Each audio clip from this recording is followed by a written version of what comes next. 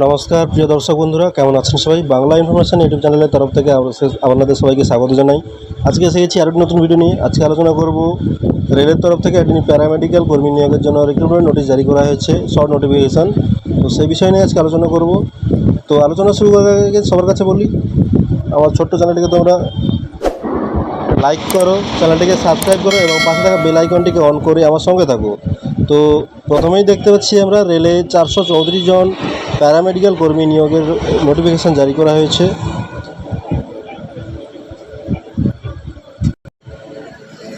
Nursing superintendent, pharmacist, lab assistant সহ বিভিন্ন পদে 434 জনকে নেবে ভারতীয় রেল। নিয়োগ করা হবে কলকাতা, শিলিগুড়ি, মালদা সহ মোট 20টি রিক্রুটমেন্ট বোর্ডের মাধ্যমে। শূন্যপদে বিবরণ রয়েছে। নার্সিং সুপারিনটেন্ডেন্ট 272টি, বয়স 20 থেকে 40 বছরের মধ্যে হতে হবে। Medical standard C1। বেতনক্রম থাকবে সপ্তম বেতন কমিশনের লেভেল অনুযায়ী, পে লেভেল সাত অনুসারে বেতন হবে। ডায়ালিসিস টেকনিশিয়ান 4টি, বয়স 20 থেকে 33 বছরের মধ্যে হতে হবে। Medical standard B1। বেতনক্রম থাকছে সপ্তম বেতন কমিশনের লেভেল 6 অনুসারে। এবং health and malaria inspector grade 2, সেখানে ভ্যাকেন্সি থাকছে 33টি, বয়স হতে হবে 18 থেকে 33 বছরের মধ্যে। Medical standard C1। বেতন হবে সপ্তম বেতন কমিশনের লেভেল 6 অনুসারে। তারপর থাকছে ফার্মাসিস্ট এন্ট্রি গ্রেড, 105টি ভ্যাকেন্সি রয়েছে, বয়স হতে হবে 20 থেকে 35 বছরের মধ্যে।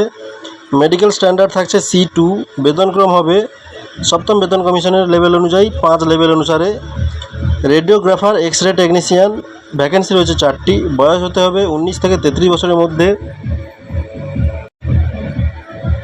মেডিকেল স্ট্যান্ডার্ড থাকছে B1। বেতনক্রম থাকবে সপ্তম বেতন কমিশনের লেভেল 5 অনুসারে।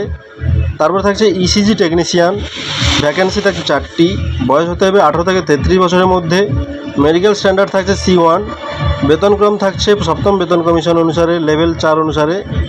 এবং ল্যাব অ্যাসিস্ট্যান্ট গ্রেড 2, 12টি ভ্যাকেন্সি থাকছে, বয়স হতে হবে 18 থেকে 33 বছরের মধ্যে। মেডিকেল স্ট্যান্ডার্ড থাকছে B1। বেতন হবে সপ্তম বেতন কমিশনের লেভেল 3 অনুসারে। অনলাইনে আবেদন করতে হবে এবং সেটা হচ্ছে অফিসিয়াল ওয়েবসাইটের মাধ্যমে আবেদন করতে হবে। আবেদন করা যাবে 9 আগস্ট থেকে 8ই সেপ্টেম্বর পর্যন্ত। তো এই নিয়োগে শর্ট নোটিফিকেশন বেরিয়েছে, এখনও বিশদ বিজ্ঞপ্তি এখনও বের হয়নি। যারা আবেদন করতে চান তারা অফিসিয়াল ওয়েবসাইটগুলোতে নজর রাখতে পারেন। আবেদন করা যাবে 9 আগস্ট থেকে 8ই সেপ্টেম্বর পর্যন্ত। তো আবারও একবার দেখে নেব কোন কোন ভ্যাকেন্সি রয়েছে।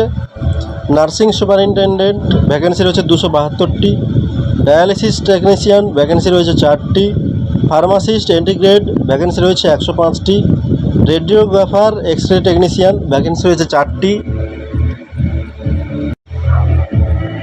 ইসিজি টেকনিশিয়ান ভ্যাকেন্সি রয়েছে 4টি, ল্যাব অ্যাসিস্ট্যান্ট ভ্যাকেন্সি রয়েছে 12টি।